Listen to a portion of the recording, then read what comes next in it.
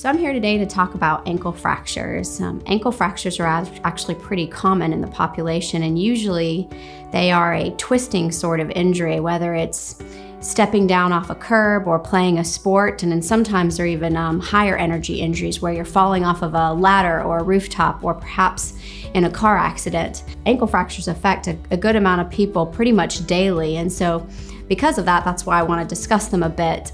We generally think about ankle fractures in terms of being stable or unstable ankle fractures. There's a lot of different classifications and grading systems for ankle fractures, but mostly we try to think of them about stable or unstable ankle fractures.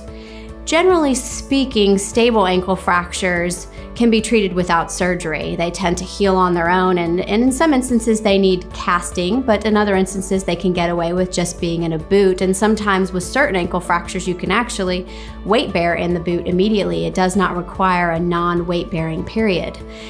There's another subset of ankle fractures, which are the unstable ankle fractures, which tend to involve more than one of the ankle bones sort of being broken. And when I say ankle bones, the ankle is made up of the talus, the tibia, and the fibula. And the tibia and the fibula have the bumps that everybody knows about on the inside and the outside of the ankle. And then there's one that's under the Achilles tendon that's sort of the posterior bump or the posterior malleolus.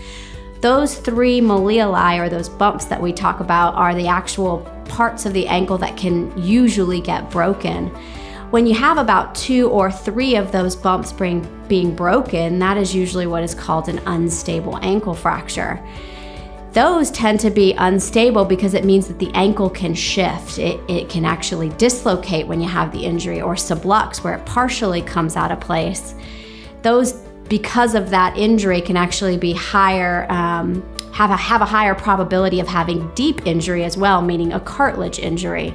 And so those are the ones that tend to require surgery as well. And that's where you talk about, and you hear people say, I have metal in my ankle. That's because they have plates and screws, which are usually used to put sort of the pieces back together in the correct alignment.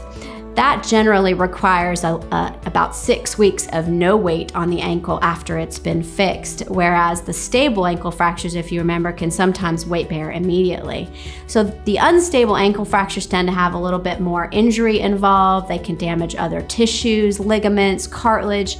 They also most frequently require surgery and also would require a longer recovery or rehabilitation as well.